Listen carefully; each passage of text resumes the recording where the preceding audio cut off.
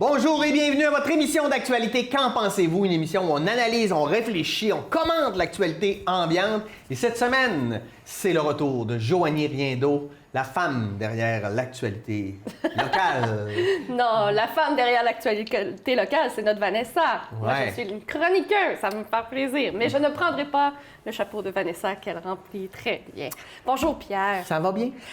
Ça va très bien. Une grosse semaine quand même au niveau local qu'on va jaser.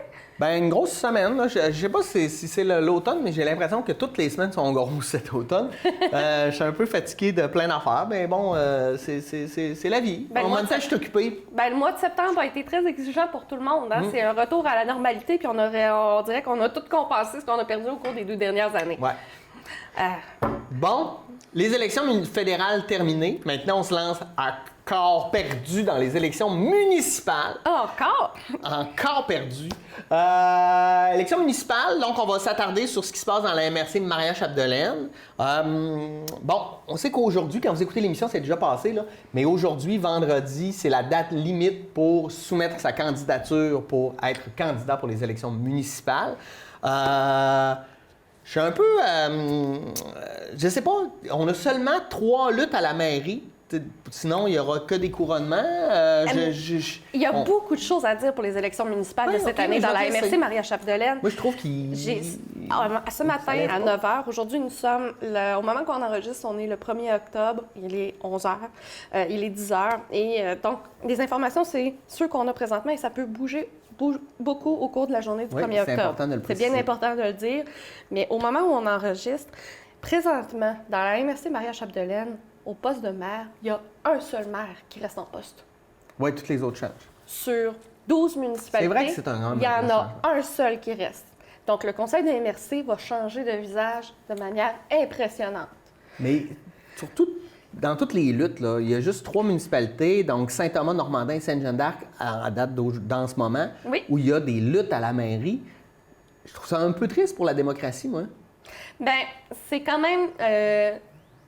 c'est très triste parce que là, tu me parles de la mairie, mais il y a beaucoup de postes de conseillers dans plusieurs municipalités qui n'ont aucun candidat. Il n'y a même pas de course. Il n'y a personne dedans. Ils vont être obligés de revenir, de refaire une course plus tard. Oui, donc, des fois, il y a des municipalités, il y en a 3 sur 6 quand le poste n'est pas comblé, où il n'y a pas de candidature au moment où on enregistre. Donc, c'est important. Ça me fait plus mal, ça, que de pas voir que de voir très peu de candidats pour certains postes. Ben moi, je trouve que c'est équivalent, là, dans le sens que quand tu n'as pas de lutte, tu peux pas voter entre 2 visions. Donc, tu es pris avec une vision que tu veux pas nécessairement parce qu'il y a juste un candidat. Mais il y a une implication politique d'un individu. Alors que quand il n'y a pas de candidat, c'est qu'il n'y a pas d'implication politique. Ou il n'y a pas d'intérêt de la part de la population, ou au moins d'une personne de s'impliquer. Moi, je trouve ça encore plus dur. Parce que lorsque quelqu'un en poste, tu es capable de lui parler, d'exprimer tes besoins, tu es capable d'aller au conseil. Mais si tu n'as personne en face de toi qui peut te représenter parce qu'il n'y a personne qui s'est présenté à ce poste-là, là, je trouve que c'est handicapant pour les citoyens, qu'ils soient impliqués ou non. Oui. Donc, c'est... oui, mais je suis d'accord avec toi, là. Je dis juste que pour moi, les 2 problématiques sont problématiques. Oui, c'est quand même assez important. Hein? Mais c'est important, ça donne quand même le pouls de notre réalité politique locale. On est une des rares MRC au Québec où notre préfet est élu, donc par les citoyens et non par les membres. Maintenant, ça va se faire dans le domaine du roi aussi, c'est intéressant. Oui, mais c'est ça, le domaine du roi, c'est la nouvelle, oui. Il y en a de plus en plus, mais ça reste quand même, ça indique quand même un changement de paradigme au niveau de la politique locale. Alors que la politique locale, c'est cela qui a le plus d'impact sur notre vie de tous les jours. Je te coupe, là, je réfléchis en même temps, ça paraît pas. Hein? Mais à la préfecture, ce qui est intéressant, donc il y a juste un candidat aussi en ce moment, c'est M. Luc Simard qui est candidat sortant. Donc il va pouvoir peut-être bien aiguiller ou aider les nouveaux maires qui vont arriver à la MRC parce qu'il y aura cette expérience-là je sais pas. Bien, ça dépend, parce que quand même, les préfets, l'objectif, c'est de représenter le conseil des maires. C'est pas le préfet qui est chef de tout. Ben non, mais ce que je veux dire, c'est qu'il va pouvoir aider à dire, bien, si tu as besoin d'informations de telle affaire, il va avoir cette expérience-là, parce que si on avait eu aussi un nouveau préfet, on serait retrouvé à seulement 2 personnes, peut-être 2 personnes, parce qu'il y a un poste que ça va être par acclamation, c'est la ville de Saint-Stanislas avec le maire Mario Biron, qui est à plus que son 3e mandat. Puis il y a une course, je pense que c'est à Sainte-Jeanne-d'Arc où la mairesse se présente, Madame Denise Lamontagne, contre Éther Bolduc. Donc, ça reste... Et M. François Théberge. Donc, il y a peut-être 2 maires de l'ancienne garde qui vont rester. Donc, c'est assez important sur quand même 13 parce qu'il faut prendre, municipalités. quand tu arrives dans ces postes-là, il faut que tu prennes tes repères, il faut que tu connaisses tes dossiers, puis là, à un moment donné, le fonctionnement de la politique qui n'est pas comme juste connaître ses dossiers. Là. Mais pas juste connaître les dossiers, puis l'impact de ces décisions sur l'ensemble de la communauté, parce qu'on a bien beau avoir des opinions politiques individuelles, mais à moins d'être dans le poste ou être dans le milieu municipal, on n'a jamais conscience de tous les impacts qu'une décision peut avoir sur l'ensemble des éléments. Donc, c'est intéressant. C'est intéressant pour les nouveaux maires, mais ça veut dire qu'il va y avoir une grosse période d'adaptation au niveau des différentes administrations municipales. Donc, c'est important à savoir. Mais il y a quelque chose que moi, je suis contente de voir aussi, même si c'est par acclamation. Sais-tu qu'on va avoir un premier maire issu de l'immigration dans la MRC? Oui, à Gérardville. À Gérardville, M. Vincent Becker. Oui. Donc, je suis très heureuse. Oui. J'ai travaillé avec lors du tournage de La table au bout du lac, parce qu'il est chef cuisinier, vraiment un homme très impliqué, qu'on rencontre souvent au marché Volberg, étant donné qu'il travaille là. Mais ça vous donne quand même une indication à quel point il peut y avoir du mouvement, puis c'est intéressant. Il y a des candidats que c'est pas des personnes qui sont originaires du coin pour des postes de conseillers, comme par exemple à Saint-Augustin-d'Alma ou encore à Saint-Stanislas. Donc, j'ai quand même des changements. Mais sais-tu, ce que j'ai remarqué, le plus jeune candidat à un poste de conseiller, M. Elliott Lapointe, qui s'est présenté pour le poste 2 à la ville de Dolbeau-Mistassini. Donc, il y a peu de candidats, oui, mais c'est quand même des candidatures intéressantes à voir aller. Comme par exemple, jusqu'à présent, M. André Guy, qui est le seul à être dans la course pour le poste de maire à Dolbeau-Mistassini. Notre collègue Vanessa a rencontré cet homme qui donne quand même une très bonne impression, puis qui, selon lui, est une suite logique de Pascal Cloutier au niveau de la gestion. Si Pascal s'était représenté, M. André Guy ne serait pas présenté pour le poste de maire. Donc, c'est quelque chose qui est intéressant quand même à voir et à observer. Moi j'ai hâte de voir. C'est j'ai un peu des doutes sur cette affirmation. Bien, moi, c'est ce qui a été dit lors de l'entrevue par M. Guy. C'est pas mon avis. C'est ce que je veux vous dire. Mais c'est quand même intéressant à observer puis à rester à l'écoute. Mais il y a quelque chose qu'il faut aussi se dire. C'est une phrase qu'on dit, que j'ai entendue souvent, mais je ne sais pas d'où elle vient.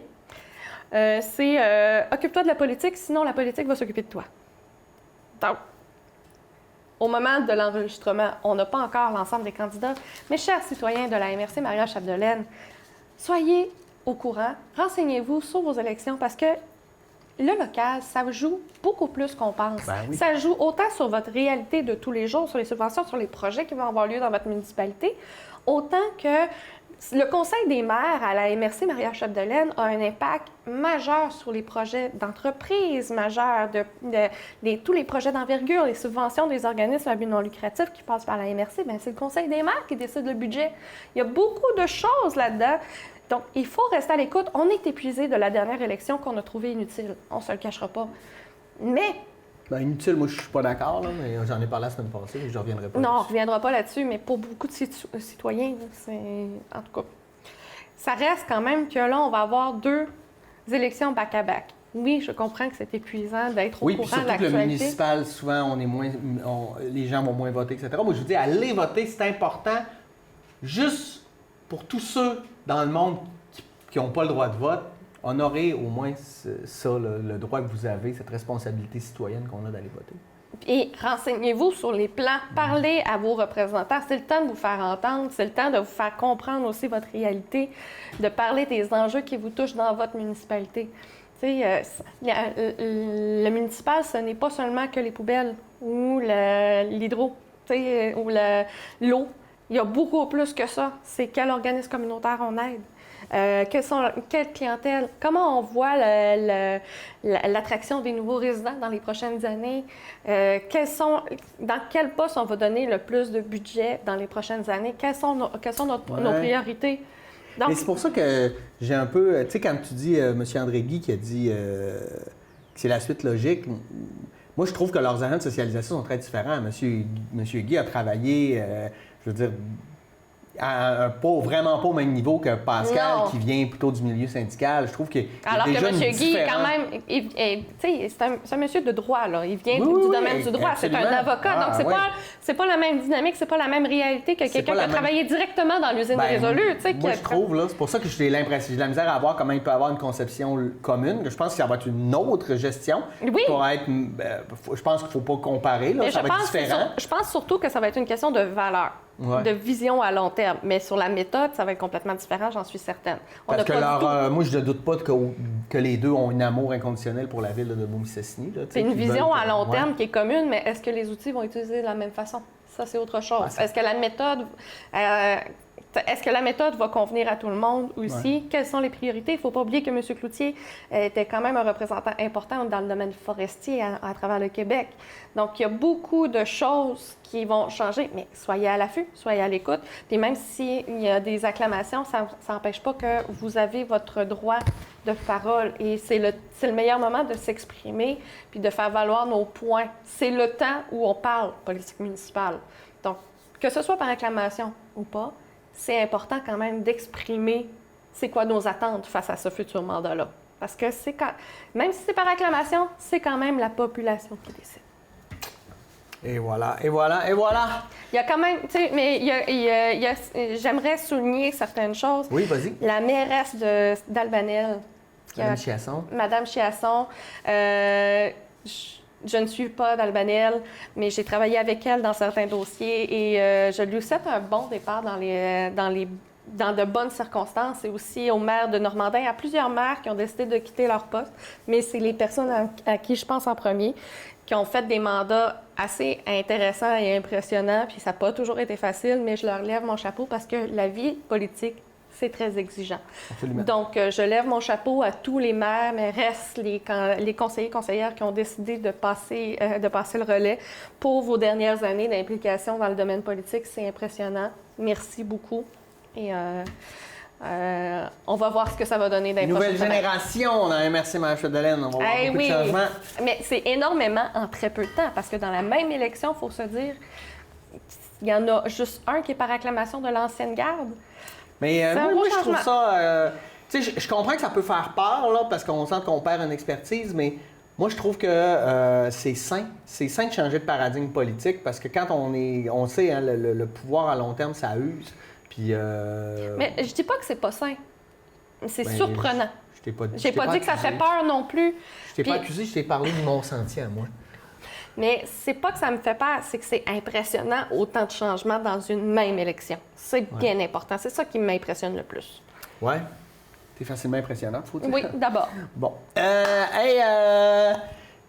Bibliothèque de Beaumont-Mistassini. Oui! On a un nouvel espace. L'espace. L'espace libre. Un café libre-service. Wow! Quelle belle initiative! Bien, le comité jeunesse de la ville de Dolbeau-Mistassini, qui a été créé depuis les dernières élections avec des jeunes 18 à 35 ans de la MRC Maria-Chapdelaine, de la ville de Dolbeau-Mistassini. C'est pas 18-35. Il faudrait que je me rappelle c'est quoi l'âge exactement. Okay. Mais ça reste qu'ils ont fait plusieurs projets. C'est le premier qu'on voit, qu'on a le plus documenté parce qu'ils travaillent sur ce projet-là depuis longtemps. Le but du comité jeunesse, dans leur première semaine, quand ils l'ont dit, c'était de redonner de l'intérêt pour la politique municipale aux jeunes. Ouais. Donc, l'espace libre en question à la bibliothèque de Dolbeau a pour objectif, premier, d'accueillir des événements politiques, des événements de sensibilisation politique pour les jeunes avec une place café. Oui, c'est un café libre-service. Oui, c'est dans la bibliothèque, mais c'est aussi l'idée d'avoir un lieu de discussion politique puis un lieu où on peut s'attendre en s'assoyant là, de parler, d'échanger sur des enjeux actuels et sociaux. Donc, c'est très intéressant. Moi, j'ai hâte d'aller le visiter. Je n'ai pas eu l'occasion. Mais dans le cadre de mon travail, Place aux jeunes en région, j'ai beaucoup de mes nouveaux arrivants qui me parlent de cet endroit-là, qui me demandent c'est qu'on peut-tu faire une prochaine réunion là, qui sont intéressés, parce que ça devient un lieu rassembleur. Oui. Puis c'est quand même symbolique de le voir à côté de l'hôtel de ville. Ben oui. Donc, c'est de l'autre côté de la rue. Donc, c'est intéressant à voir aussi. J'ai hâte d'y aller, de m'asseoir une première fois, puis de voir les gens qui vont le côtoyer aussi. Je veux pas que ça reste un effet de mode. On veut que les gens l'habitent et se l'approprient aussi. C'est le fun. Ouais, en tout cas, très belle initiative. J'aimerais féliciter les jeunes derrière cette idée. Là. Vraiment, vraiment une belle idée. Oui. Dolbeau-Mistassini encore, politique pour une saine alimentation. Oui. Ça va de soi. Ben Et là, oui. on a une politique là, claire là, qui a été définie par la municipalité, c'est ça? Oui. Je n'ai pas tant de détails que ça sur la politique de la saine alimentation, mais on a vu quand même des actions faites par différentes organisations au cours des dernières années, comme par exemple le verger dans le parc régional des Grandes-Rivières, entre Dolbeau et Mistassini, dans la Pointe des Pères. Donc, quelles seront les autres actions pour une meilleure alimentation? J'ai hâte de voir. Ça va être sûrement... Quelles sont les organisations qui vont être entrées là-dedans? Parce que c'est pas d'habitude un pouvoir politique municipal, l'alimentation des individus. Quelles sont les actions qu'ils vont poser pour améliorer ça? Est-ce qu'ils vont aider les incroyables comestibles, les bacs de légumes qu'on voit dans les villes, qu'on peut utiliser puis que tout le monde est invité? Qu'est-ce qu'ils vont faire pour appuyer? Quelles sont les actions pour la saine alimentation? Est-ce qu'il va y avoir des quartiers sans fast-food? Ben, il y en a déjà. Là. Oui, mais je veux dire, une législation qui va empêcher, il y a des municipalités, par exemple à Montréal, où il y a une distance où un fast-food ne peut pas être ouvert d'un milieu d'une école. d'une école, que ce soit un cégep, une école secondaire, une école primaire et autres. Donc, j'ai hâte de voir quelles sont les actions en question. Oui. Parce que c'est quand même, la saine alimentation, on mange toutes 3 fois par jour. Ou en tout cas, on devrait tous manger 3 fois par jour. 4. Donc, on devrait tous manger 3 fois par jour. Est-ce que c'est là-dessus aussi? Est-ce qu'il va y avoir un partenariat de la ville pour les petits déjeuners? Donc, il y a plein de choses. C'est intéressant à voir. Moi, j'ai vraiment hâte de lire en Mais détail. c'est déjà intéressant que la municipalité soit penchée sur cette problématique-là. Oui. Parce que c'est vrai que la ville, c'est un milieu de vie. C'est important aussi, là, la santé alimentaire. On parle de nos jeunes, mais on parle aussi de nos aînés. Puis même de ceux entre les deux, là. Ben oui! Donc, on parle souvent de nos jeunes, mais il y a nos aînés. Puis ce qui me fait penser qu'aujourd'hui, le 1er octobre, c'est la Journée nationale des aînés. Oui, mais on va en parler plus tard. Oui. Écoute, bon, on a eu un cri du cœur parce qu'il y a un manque de place en garderie. On le sait depuis longtemps. Mais là, ça devient criant, là. Ça devient vraiment très problématique. Là. Qu'est-ce qu'on fait, là? Il y a énormément de pénuries dans différents domaines. On parle de la pénurie... pénurie partout. Ouais, il y a une pénurie partout. Dans le cadre de mon travail, pénurie de logements. Pas capable de trouver des logements pour des gens qui veulent venir s'établir. On a une pénurie de main-d'œuvre, mais j'ai pas de place où les loger. Non, puis là, c'est avec toi pour les loger, tu n'aurais pas de garderie pour leurs enfants. Pour leurs enfants. Ouais, ça devient. Et là, comment là, j'ai quelqu'un qui vient s'établir, trouver un appartement, mais il peut pas. Sa conjointe qui est éducatrice ne peut pas aller travailler parce qu'elle n'a pas une place pour son propre enfant. Donc, c'est une roue qui tourne, qui est très difficile. Je sais qu'il y a des programmes, il y a des projets présentement pour aider ou pour souligner ou pour encourager les personnes à la maison d'ouvrir des services de garde à la maison.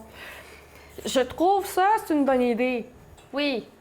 Mais pour avoir moi-même vécu une mauvaise expérience avec un service de garde, je préfère mieux avoir une pénurie que d'en avoir de mauvaise qualité. Oui, mais donc, qu'à un moment donné, dans ta vie, là, tu peux pas. Tu ne pourrais pas emmener ta fille ici, là. Non, même si je l'ai déjà fait dans les années précédentes. Mais tu sais, c'est pas tous les milieux. Tu sais, je vois mal un papa apporter son enfant à Résolu. Oui. Pour aller travailler. Moi, l'autre fois, là, puis là, mes enfants sont à l'école, là, mais il y avait une journée pédagogique, j'avais pas de ressources, j'étais obligé d'amener mes enfants au travail. C'est juste compliqué, mais on parle quand même quand on parle de rareté de main-d'œuvre, ça touche tous les domaines. C'est vraiment tous les domaines. On parle de tous les milieux. Puis, mais les garderies, c'est essentiel parce que si tu peux pas aller. Si tu n'as personne pour ton enfant pour s'en occuper, tu vas être obligé de rester à la maison. Donc, tu pourras pas pallier à une pénurie de main-d'œuvre ailleurs en allant sur le marché du travail. Tu comprends? Fait que c'est très essentiel, ça nuit aussi à l'implication, on ne se le cachera pas, ça nuit à l'implication féminine dans le milieu social puis dans le milieu professionnel aussi, parce qu'on ne se le cachera pas, présentement, c'est surtout les femmes qui vont rester à la maison pour s'occuper des enfants. Donc, on diminue de beaucoup notre capacité professionnelle, notre capacité d'emploi ou de travailleurs sur le marché. Donc, c'est assez important. Mais est-ce qu'il y a une solution magique? C'est des questions qu'il faut vraiment se poser. Mais au niveau de la législation, lorsque tu veux ouvrir un service de garde en milieu familial, il faut que ce soit dans ta propre maison. et que ça réponde à énormément de critères de sécurité. Les critères sont tout à fait légitimes. C'est tout, tu sais, maintenant, il n'y a plus d'affaire d'avoir une garderie dans le sous-sol, il faut que ça soit au même étage que la vie. Il y a la clôture autour des jeux. Tout à fait naturel, tout à fait normal. Mais moi, où ce que ça me bloque, c'est qu'on a quand même beaucoup de locaux commerciaux qui sont vides présentement, qui seraient sécuritaires, qui seraient intéressants, qui accommoderaient beaucoup de personnes. Puis des éducateurs, c'est pas tout le monde qui a les moyens de s'acheter une maison, parce que tu peux pas faire ça dans une maison louée. Il faut que tu sois propriétaire. OK. Donc, est-ce qu'il y a quelque chose qu'on pourrait regarder avec le gouvernement, avec les CPE, pour... parce que là, présentement, la loi ne le permet pas. Mais ça pourrait être un projet pilote très intéressant pour des CPE ici, de faire une demande au gouvernement, de dire un partenariat, par exemple, avec Résolu ou un gros employeur, dire vous louez le local, puis nous, on vous met une éducatrice dedans. Oui, parce que là, Comme là, à ce moment-là, on enlève... là, on peut s'assurer que les locaux soient adaptés. On peut... tu sais, les locaux commerciaux, il y a des toilettes. C'est des belles propositions, parce que là, il va arriver de l'argent aussi là, du fédéral, là, 6 milliards pour les garderies. Là. J'espère que ça va pouvoir débloquer. Puis ici, un partenariat avec... Si on n'a personne pour travailler dans les garderies, même si on en fait 10 000. Mais attention, si on n'a personne... Mais des fois, on a des gens qui sont compétents ou une formation qui est compétente, mais qui ne rentrent pas dans le critère d'être propriétaire de la maison ou le service de garde. Il y a ça aussi, parce que dans le service de garde en milieu familial, il y a plusieurs types de formations. Puis il y en a une que c'est une formation de 3 jours, une fin de semaine, pour être capable d'avoir son propre service de garde à la maison. Donc, il y a plusieurs panoplies, il y a plusieurs options disponibles. Donc, s'il y a des gens qui sont formés, mais qui ne sont pas propriétaires de leur maison, ils peuvent juste faire des remplacements. Alors qu'ils seraient disponibles pour le faire. Mais il faut un local qui est alloué, mais il faut que le local réponde aux critères du gouvernement. Puis le local, présentement, pour les services de garde en milieu familiaux, il faut que ça soit dans leur maison. Alors, s'il y a des partenariats, par exemple, l'hôpital, qui dit, oui, le nombre, tu sais, oui, on va louer un local dans une place à côté de l'hôpital qui va aider tous les employés. Le nombre de places qui vont se libérer dans les autres services de garde, parce que ça va être dans le milieu de l'hôpital, ça va libérer dans d'autres. Ça fait un effet domino intéressant. Tu sais, par exemple, aussi, ceux qui vont à la SAAQ, vous voyez qu'il y a une pièce vide à côté, un local commercial. Il est à côté du centre d'achat. Il est à côté du marché Wahlberg qui pourrait avoir un traiteur pour nourrir les petits. À côté d'un parc avec la maison des jeunes. Puis les employés de Résolu, c'est sur leur chemin de laisser les enfants là. Puis c'est un beau local, il est vitré, puis ça serait un domaine. Sinon, les employés du centre d'achat Wahlberg, du centre d'achat, il y a... Ça, je parle d'un local que moi, je vois tous les jours parce que je travaille au 2e étage. Mais il y a plein de locaux commerciaux vides comme ça. Tu sais, il y a des locaux commerciaux à même le centre d'achat, puis il y a des employés dans le centre d'achat. Ça serait le fun pour les employés de voir leurs enfants qui jouent dans un des locaux. Ils pourraient même aller dîner avec eux autres. Donc, c'est quand même... Mais présentement, avec la législation qui est tout à fait légitime, comment on doit faire preuve d'innovation et de créativité pour répondre à ce besoin-là, tout en gardant la qualité du service de garde. Oui, c'est dur d'innover quand, justement, les règles sont très... Mais les règles sont pas là pour cadrées, rien. T'sais. Les règles sont pas là pour rien. Non, Donc, je comprends. Mais c'est parce que quand tu veux innover, souvent, tu es confronté à ce paradigme-là qui fait non, les choses doivent se faire comme ça. Fait que quand tu essaies d'innover, bien, tu veux changer les manières de faire. Puis souvent, tu te butes à cette administration publique-là qui est pris dans son paradigme de « bon, non, ça se passe comme ça, monsieur ». Mais c'est un peu pour ça qu'il faut sortir du cadre dans ce cadre-là. Pour sortir du cadre... Il faut des organisations comme le bureau coordonnateur des CPE, parce qu'il y a les CPE et les bureaux coordonnateurs des services de garde en milieu familial. Il y a toute une administration là-dedans. Bien, c'est au bureau coordonnateur de créer un projet de demande de subvention puis pour un projet pilote de ce type-là. Parce que je verrais très mal le CIUS dire « non, on ne veut pas participer à ça », alors qu'ils ont une pénurie de main-d'œuvre, parce que les infirmières ne peuvent pas travailler à cause qu'il n'y a pas de garderie, parce qu'il n'y a pas de service. Les médecins peuvent... Des médecins qui veulent s'en venir dans la région me disent « j'ai pas de place en garderie, je ne peux pas travailler ». Ça arrive, là. Donc,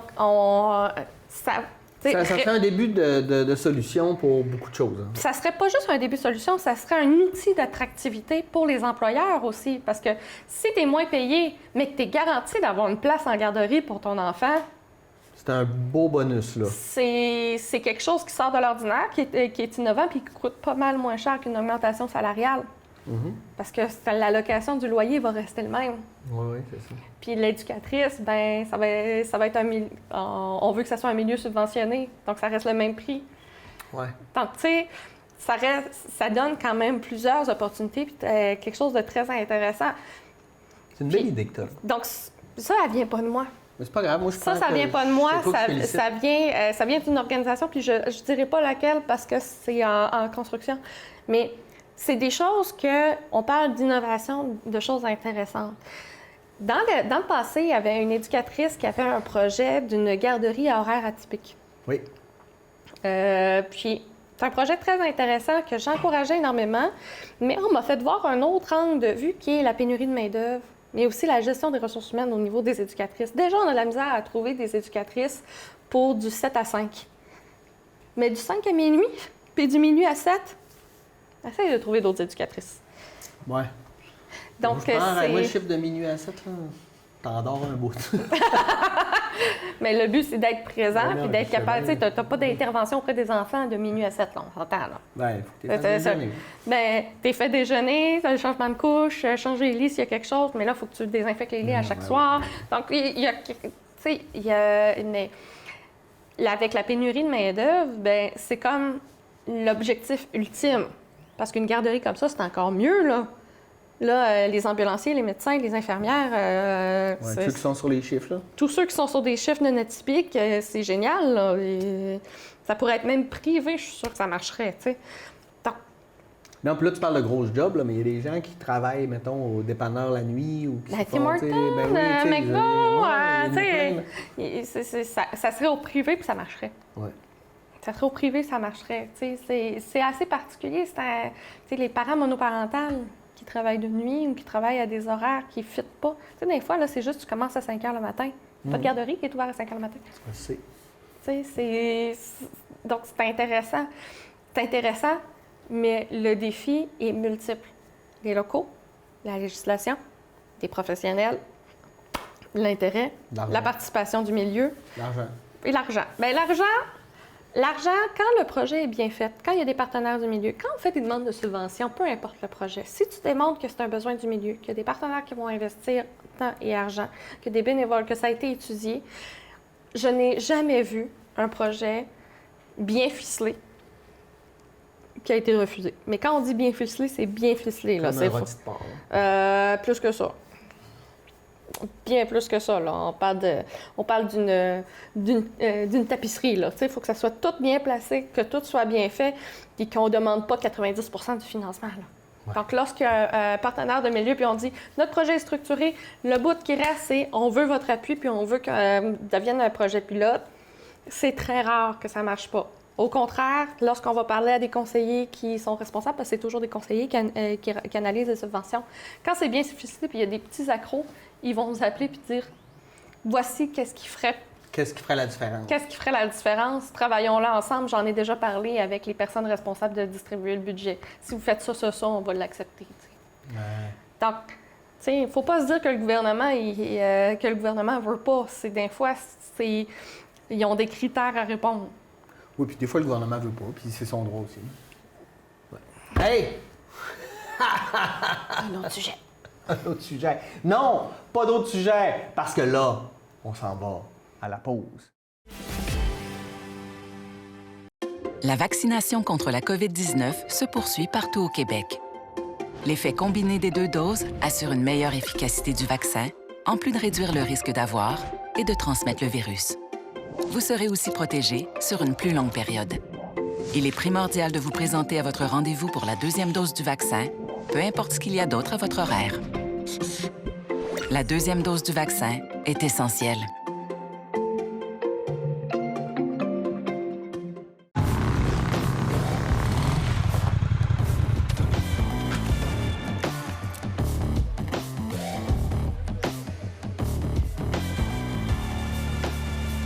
Drax?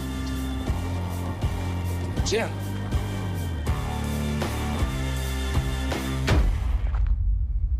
Le passeport vaccinal est maintenant exigé pour fréquenter certains lieux publics.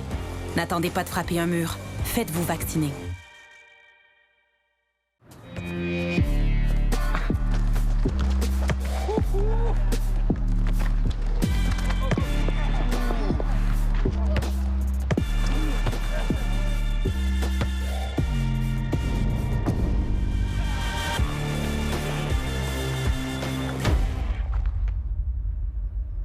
Le passeport vaccinal est maintenant exigé pour fréquenter certains lieux publics. N'attendez pas de frapper un mur. Faites-vous vacciner. Votre code QR, c'est votre passeport vaccinal. Si vous avez 13 ans et plus, rendez-vous au québec.ca/passeport vaccinal pour télécharger votre passeport. Vous pouvez l'imprimer, le prendre en photo avec votre appareil mobile ou l'importer dans l'application VaxiCode. Pour accéder aux lieux publics et aux activités où l'on exige le passeport vaccinal, vous devrez aussi présenter une pièce d'identité. Obtenez votre passeport vaccinal au québec.ca/passeport vaccinal ou téléchargez l'application VaxiCode.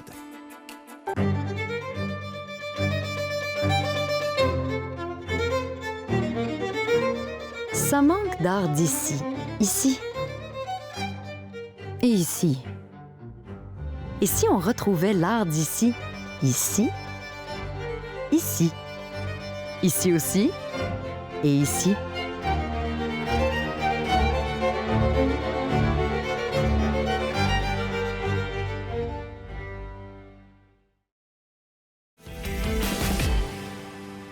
On est de retour, on a fait une super pause, t'as ton café, tout est beau, on est prêt à rentrer dans quand même un gros sujet. Mais avant de rentrer dans le sujet, je dois dire, c'était très drôle de voir pendant la pause les deux collègues du studio. L'ambiance de l'Halloween s'en vient parce que deux collègues dans le studio qui parlaient des films d'horreur et des grands classiques. Donc, je vous invite à regarder la série que tu animes. Vidéo terreur. Donc, Saison 3, c'est en ligne. donc continuons notre émission. Oui. Fallait que je le dise. Mais là, gros sujet parce que c'est un sujet qui divise malheureusement. Mais moi, j'ai le goût de ne pas le diviser, mais de le mettre ensemble et de trouver ça beau. Journée de la réconciliation. Oui. C'est un jour férié maintenant au niveau fédéral. Oui. Au niveau provincial, on a décidé que c'était pas ça. Bon, on a raison, je ne veux pas les juger. Maintenant, ça prend de l'ampleur. Moi, je vais y aller avec les beaux côtés. Là. Il y a beaucoup de choses qui sont faites. Je pense à ce que Sabrina Trottier a fait au Cégep de Saint-Félicien. Écoute, il y avait des rencontres, il y avait plein de gens discutés. Partout dans la région, on a nommé les 1 an de la mort de Joyce Echaquan. Je trouve que ça a vraiment mal été récupéré par le politique, tout parti confondu, qui ont fait des chicanes de ruelles là, à propos de quelque chose où plutôt, je pense qu'il fallait être plus solennel puis plus dans le respect. Puis la compréhension et la pédagogie de tout ça. Moi, j'étais un peu tanné là, de débats sémantiques sur la nature des mots, puis qu'est-ce que ça veut dire. Puis non, mais maintenant, il faut nommer les affaires, il faut les accepter. Puis je trouve que nos politiciens ne se sont pas élevés. Moi, ce que j'espère de mes politiciens, c'est qu'ils s'élèvent au-dessus du débat, puis qu'ils se montrent plus intelligents. Puis là, j'avais l'impression de voir une guéguerre de chats de ruelle. Là. Non, mais il n'y avait pas de débat de fond, là. Mais moi, non, vraiment pas. Mais revenons maintenant à cette journée fantastique de réconciliation. Bien, fantastique, je rends ça comme si c'était le carnaval, mais c'était pas le carnaval, c'est une journée de recueillement, de compréhension, d'échange, de tisser des liens, puis d'essayer de comprendre la réalité des Premières Nations, ce qu'on n'a pas assez fait. Hein? Tu sais, je veux dire, là, il y en a qui sont tombés des nues cette année avec l'histoire des pensionnats, mais je m'excuse, les pensionnats ils existent depuis 1844. Ils ont été fermés en 1996 le dernier. Puis la première fois que c'était dénoncé, c'est 1922. Et en 1922, quand ça a été dénoncé, la personne qui l'a dénoncé, on l'a mis dehors du gouvernement et le ministre responsable des Autochtones à l'époque a dit quelque chose de complètement dégueulasse. Donc, ça fait longtemps qu'on est au courant. On a fait le choix de rien voir. Maintenant, la population est comme sous le choc.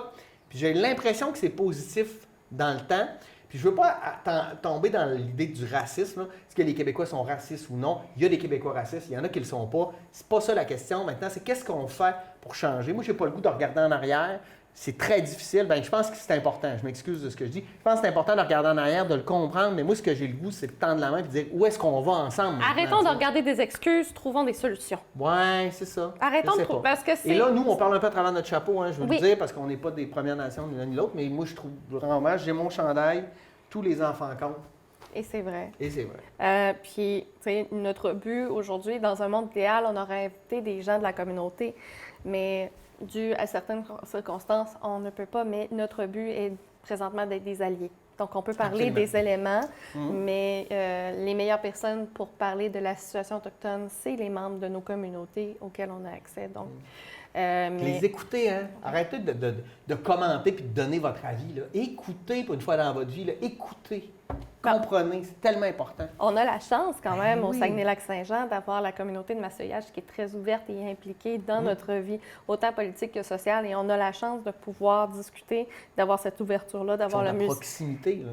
Au mois d'octobre, profitez-en. Allez au musée de Massoyage. Parler c'est avec les gens. la petite visite guidée là, dans le bois là, où on nous explique tout ce qu'on pouvait faire, comment les médicaments. Ce savoir ancestral-là, c'est génial. Et là. les différents sites qu'on peut retrouver sur Massoyage, Ouais. parce que le 30 septembre dernier, il y a quand même eu une activité pour souligner la journée avec des pierres. J'ai trouvé l'image très forte. Apporter une pierre à l'édifice. Apporter l'activité qu'ils ont décidé, c'est une pierre de la taille d'une main que les gens pouvaient personnaliser. Mais le but, c'était de créer un mur dans le parc Eminach qui se trouve à Massoyage où le mur va servir de fond pour des activités culturelles de sensibilisation ou de réalité à parler des pensionnats.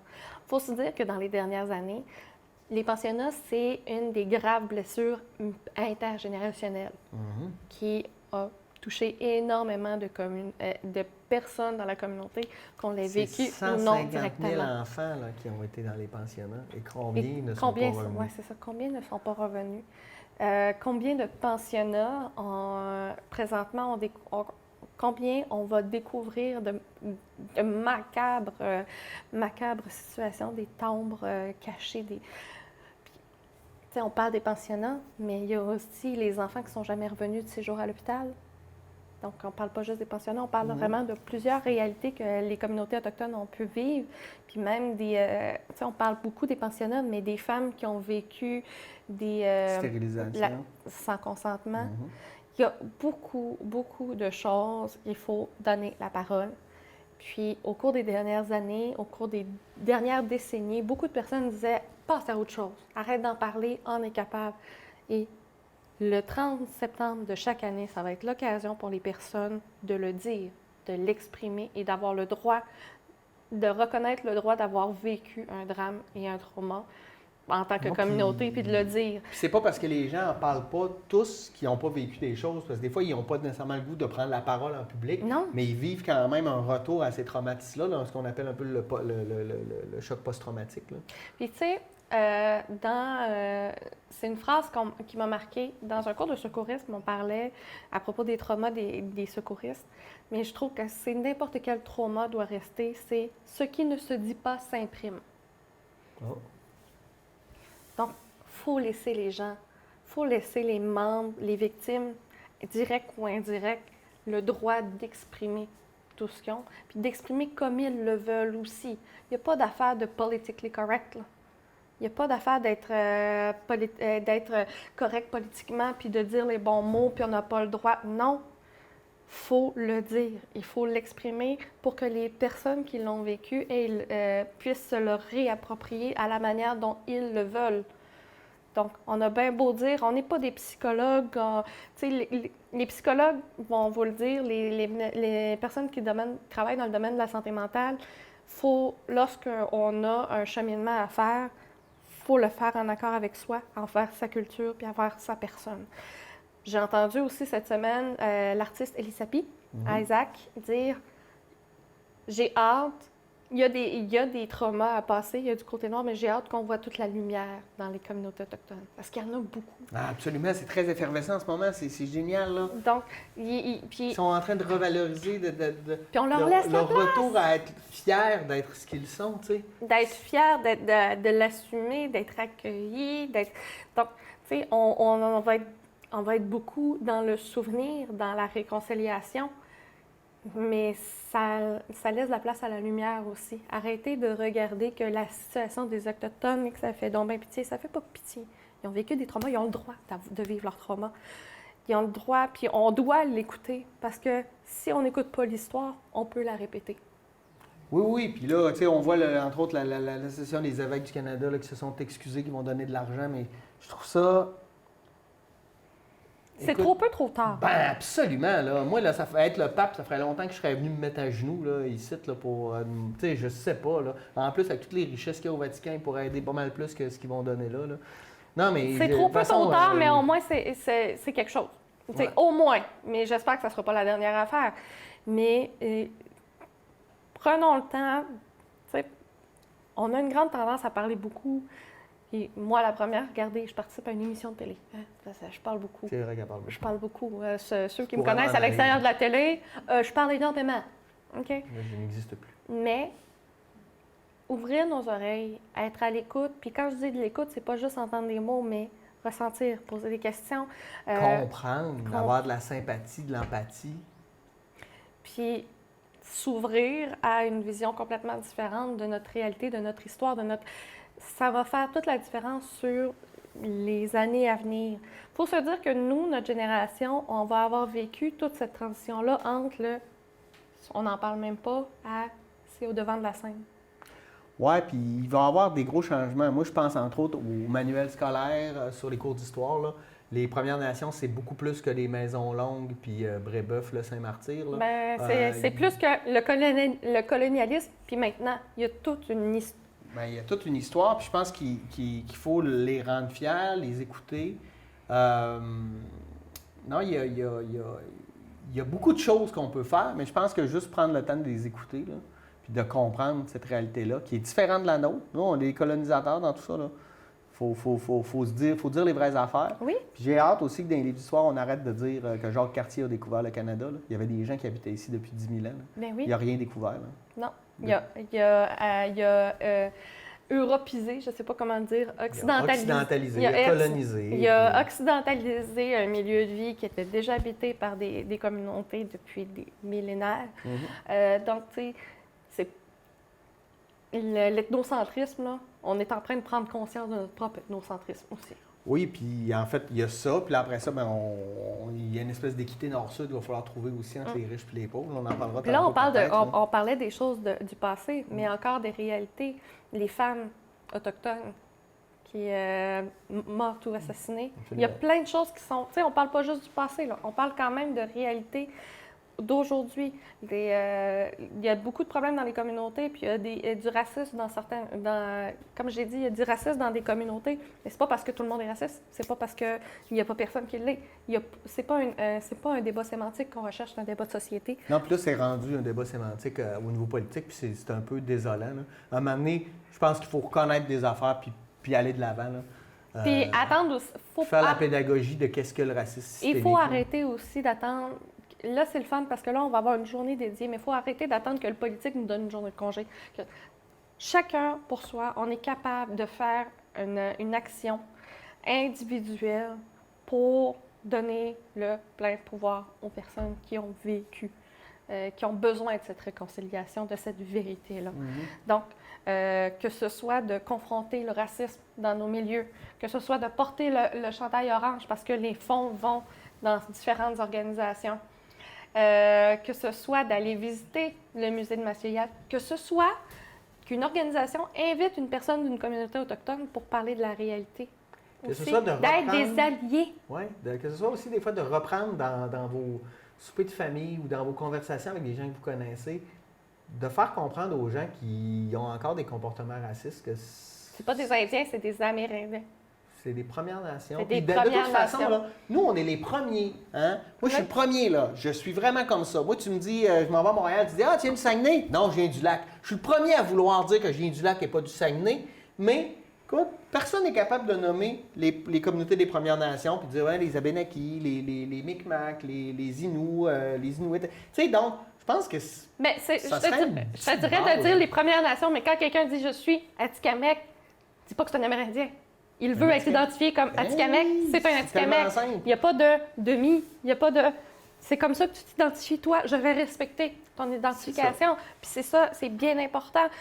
Et là, on parle avec un grand ton solennel, mais la beauté aussi des powwows, la beauté des échanges culturels. Wow, c'est malade, les régalias, là, les costumes. Wow! Moi, j'ai été sous le choc. Ma fille, là, Elle veut y aller toutes les années. Elle trouve donc ben ça impressionnant, les danses avec les costumes tout colorés. C'est tellement Les beau. contes, il y a tellement une richesse culturelle qui est à proximité de nous. Donc, On n'a pas besoin d'aller à l'autre bout du monde là, pour Non. rencontrer d'autres cultures. On en a ici. Là. Puis se renseigner sur qu'est-ce qu'un bon allié. Parce que moi, c'est dernièrement que j'ai eu une formation, puis je me suis aperçue que, tabarnouche, j'en étais pas une aussi bonne que ça. Mais se renseigner sur c'est quoi être un allié, bien, c'est déjà le fun. Tu sais, faut pas juste dire « Ah, je soutiens les communautés ». Non, c'est aussi se dire être un allié, c'est privilégier au lieu de parler à la place d'une personne de la communauté, inviter une personne de la communauté. Oui, bien, même affaire avec les gars et les filles, là, le mansplaining, là, tu sais, parler à la place de Des femmes. là, Un ça, homme qui parle de la situation des femmes, invite une femme. Ouais. Mais c'est pour ça que moi, je suis un peu mal à l'aise de parler de la communauté autochtone, parce que je ne suis pas membre d'une communauté. Je ne peux pas... J'ai côtoyé, mais je trouve qu'il y a des personnes qui seraient tellement mieux que moi pour parler de la réalité En dans tout cas, les on fait communautés. notre petit bout aussi pour essayer d'ouvrir le débat, en fait, là, d'ouvrir amener les gens à avoir une ouverture face à ça. Là, je pense que c'est essentiel, là, de laisser de côté les préjugés qu'on a entendus. Puis moi-même, là, quand j'étais petit, là, c'était véhiculé, puis on prenait ça comme des vérités, mais je pense qu'en s'informant, on réalise qu'on était beaucoup dans l'erreur en travers. Tu sais, pour te dire, dans la boussole électorale fédérale, ça m'a marqué parce qu'il y avait une question pour savoir. La boussole électorale fédérale d'ici Radio-Canada, là, pour savoir dans quel parti tu pourrais aller. Puis il y a une question en particulier sur les 15 qui m'a marqué. La question était, selon vous, est-ce que les communautés des Premières Nations devraient avoir un droit de regard sur les projets demandant les ressources naturelles du Canada? C'est une question à se poser, là, quand même. Bien, c'est parce que moi, ce que j'aime pas de cette question-là, c'est que les communautés des Premières Nations sont des citoyens, mais nous aussi, on est des citoyens et nous, toute la population devrait pouvoir dire comment on exploite nos ressources naturelles. C'est anormal que dans un pays comme le Canada, on demande encore juste 3,5 de redevances aux minières quand il y a des pays qui sont à 20-25 Je veux dire, on exploite leur sous-sol quand même. Là. Mais c'est pour ça que la question m'a marquée. La question m'a marquée parce que c'est encore une division sociale. Ouais. Alors que le but, c'est d'avoir une reconnaissance nationale, mais d'avoir... Que tout le monde soit des citoyens à part égale. C'est ça. Donc, tu sais, c'est pas qu'une communauté ait plus de pouvoir que d'autres, mais que toutes les communautés aient l'écoute des autres. Oui,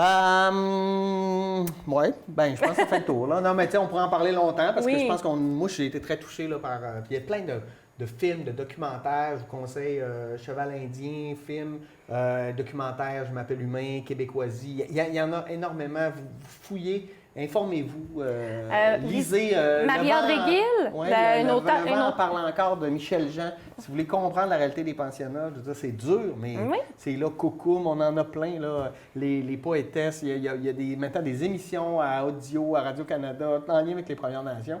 Il y a toute une section autochtone sur ici Radio-Canada sur ici Radio-Canada, si vous voulez voir. Il y a toute une section sur les Premières Nations réservée aux nouvelles des Premières Nations, à la réalité des Premières Nations. Donc, c'est une excellente façon de s'initier. Puis écoutez pas ça pour juger, écoutez ça pour comprendre. Tu sais. Ben oui. C'est ça. OK! Lâchons ce sujet riche pour s'en aller vers la Journée des aînés, parce que là aussi, c'est aujourd'hui, Journée des aînés, 1er octobre. Donc, c'est important, les aînés, parce qu'ils vivent de la solitude, ils vivent... la solitude, je pense que c'est le gros poids sur leur vie. Là. Dans les 2 dernières années, avec la situation qu'on connaît, ils ont vécu... ça ne pouvait pas être plus mis de l'avant que l'isolement de nos personnes aînées.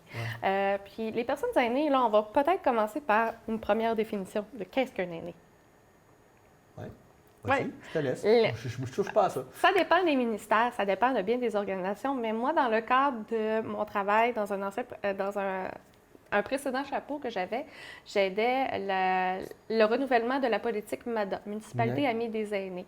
Et les aînés, c'est considéré 55 ans et plus, donc les clubs de l'âge d'or, mais ça ne veut pas dire que des aînés, c'est des personnes en perte d'autonomie. Mais non. Mais c'est important de le souligner parce qu'encore aujourd'hui, il y a des personnes qui disent « je ne suis pas un aîné parce que je suis encore active, parce que je fais du bénévolat, parce que je suis en semi-retraite. » Donc, c'est la première chose qu'il y aurait à démystifier, c'est l'âgisme face à la définition d'aîné. Un aîné, c'est pas une personne en perte d'autonomie. Non, mais non, parce qu'il y a des gens qui sont pas vieux, qui sont en perte d'autonomie, là. Puis il y a des gens qui sont dans la catégorie aînée puis qui ont beaucoup plus d'énergie que toi puis moi. Ben moi, mon père, il fait encore 2000 km de vélo par été. Il va avoir 76 ans. Il est très en forme, mais ma mère étant décédée, il vit seul. Fait que nous, on est beaucoup, moi, je l'accueille quand il veut, puis il vient souvent à la maison. Mais c'est sûr que dans son quotidien, bien, des fois, la seule personne à qui il parle, c'est le commis du dépanneur. Là. Oui, puis tu sais, donc, c'est quand même important de souligner la réalité de nos aînés, mais nos aînés aussi sont très impliqués, puis ils peuvent encore plus s'impliquer. Par exemple, on a présentement une rareté de main-d'œuvre. Bien, il y a beaucoup de postes qui demandent du temps partiel. D'avoir des gens qui ont de l'expérience, mais c'est parce que, du temps partiel ou non. Mais présentement, au niveau politique, il y a une personne qui va retourner sur le marché du travail et pénaliser sur sa pension de vieillesse. Mais non, c'est ça, c'est que c'est pas avantageux. Ils vont aller travailler pour pas faire d'argent. Tu sais, les journées, là, c'est pas juste pour souligner, là, c'est le temps de penser aux politiques entourant les communautés. Donc, les aînés ont des situations qui ne rendent pas avantageux pour eux de continuer à participer à la société. Tu sais, par exemple, en rareté de main-d'œuvre, les emplois étudiants d'été, moi, j'aimerais ça. Moi, que le guide touristique soit un homme de 65 ans qui connaît la région, qui a plein de contes à me raconter à propos, plein d'histoires, plein d'anecdotes à propos de la communauté quand j'arrive au camping. Mais au terrain de jeu, ça se peut qu'il rushera un petit peu. Oui, au terrain de jeu, je suis d'accord. Je suis d'accord, mais tu sais, à l'entretien du Parc régional des Grandes-Rivières, tu sais, tu le croises puis tu te racontes « Ah oui, ici, il est arrivé telle affaire » ou encore... on voit de plus en plus aussi de personnes dans les fast-foods, les personnes aînées ou des personnes en semi-retraite. Oui, le bénévolat aussi. Le bénévolat. Qui est en manque criant de personnes. Qui est en manque criant, puis qu'on s'est aperçu encore plus en COVID, étant donné que les personnes aînées qui rentraient dans la catégorie, dans les 65 ans et plus, ne pouvaient pas aider. Ah oui, en plus. Par sécurité, pour leur propre santé. Donc, c'est une autre chose. Donc, les aînés, ce n'est pas des personnes en perte d'autonomie, c'est des personnes qui sont souvent très actives et beaucoup plus actives qu'on le voit. Regardez l'âge moyen des conseillers municipaux. Ah oui, ben non, mais t'as raison, là. C'est des gens qui ont, une fois que justement que t'es pas en perte d'autonomie, que t'as toute ta tête, tu sont peux être encore impliqués, actif. sont ouverts. Donc, il y a des gens qui sont aînés qui sont plus ouverts que des gens qui sont pas aînés, moi, te le dire. Ben oui, mais il y a une phrase que j'aime bien, puis je l'utilise à toutes les sauces et tout le monde sourit, et j'espère que vous allez l'utiliser vous aussi. Être vieux, c'est être jeune depuis plus longtemps que les autres. L'âge, c'est dans la tête. Hein. C'est ça. Parce que moi, je suis clairement plus jeune que toi. Ah oui. Regarde les deux caméras, là. Mais je veux dire, il y a de l'expérience, il y a des connaissances, il y a de l'ouverture. Donc, tu sais, il faut arrêter de voir les aînés comme les personnes en perte d'autonomie. Ça, c'est la première chose que je tiens à dire. Parce que quand on a fait la MADA, il y a des gens qui disaient « Mais moi, je ne veux pas m'impliquer. J'ai encore toute mon autonomie. » Bien, tu es une bonne personne pour t'impliquer. Oui, parce que tu as l'énergie, tu as les connaissances, puis tu fais partie des aînés. Donc, dans le quotidien, qu'est-ce qu'on peut faire là, avec nos aînés? Moi, je sais, quand mon grand-père était encore en vie, j'essayais d'aller le voir toutes les semaines, au moins, plus que une demi-heure au moins. Encore une fois, là, on vient de parler des personnes des Premières Nations. Mais qu'est-ce qu'un aîné veut, lui? Se faire écouter. Ben, mon grand-père était sourd, fait que je sais pas de parler avec, mais quand je lançais sur un sujet, il n'arrêtait pas de parler. Moi, je l'écoutais, j'apprenais plein d'affaires sur sa vie ou sur... Invitez-le à souper! Ben ouais. Invitez-le à dîner, invitez-le à souper. Mais pas juste l'inviter pour l'inviter, invitez-le pour l'écouter. Pour ils ont l'écouter, besoin mais de jaser. sortir de la maison ou encore raconter les histoires, raconter, tu sais... Le passé, le présent, le futur, les projets aussi, ça fait vivre. Oui. Tu sais, donc, il y a ça. On est bien paternaliste aujourd'hui. C'est un peu pour ça que je suis un peu mal à l'aise. Mais, tu sais, par exemple, de se poser des questions, de poser la question à une personne aînée de notre communauté, qu'est-ce qui t'aiderait, toi, à être encore plus actif dans la communauté? Oui. Parce que c'est pas des personnes qui ont dit, bon, ben moi, ça fait longtemps que je suis à la retraite, je veux plus rien savoir, je m'isole, puis personne vient de me voir. Ils ont leur propre vision, ils ont une réalité qu'on n'est pas au courant tant qu'on ne leur parle pas. Lors des consultations publiques, si vous saviez le nombre de projets inspirants, innovants que j'ai pu jaser avec des gens de l'âge d'or, des clubs de l'âge d'or, des communautés, j'ai trouvé ça inspirant et super le fun parce que faut se dire aussi, que ce qui est bon pour les marchettes est bon pour les poussettes. Ah oui. Une rampe d'accès, Ben oui, ben oui, ben oui. une rampe d'accès, c'est pas juste bon pour la marchette ou pour le quadriporteur. La maman avec une poussette, elle va en profiter elle aussi. Le fait d'avoir des points d'ombre dans des parcs avec des chaises berçantes, ben c'est ce qui est bon pour les marchettes. Ce qui est bon pour les marchettes, c'est bon pour les poussettes. C'est pas mal ça que je me dis aussi, mais c'est pas quelque chose qu'on se dit.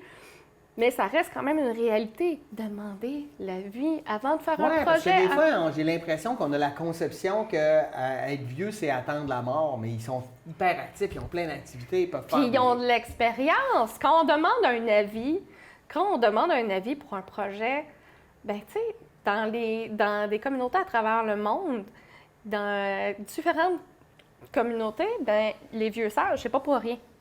C'est nous les vieux sages en ce moment. Sage, je dirais pas. Vieux, ça dépend par rapport à qui. Hein? On va se le dire, mais c'est pas une insulte d'être vieux. Non, pour moi, ce n'est pas une insulte, loin de là. Tu sais, un vieux hoodie, c'est tellement le plus confortable.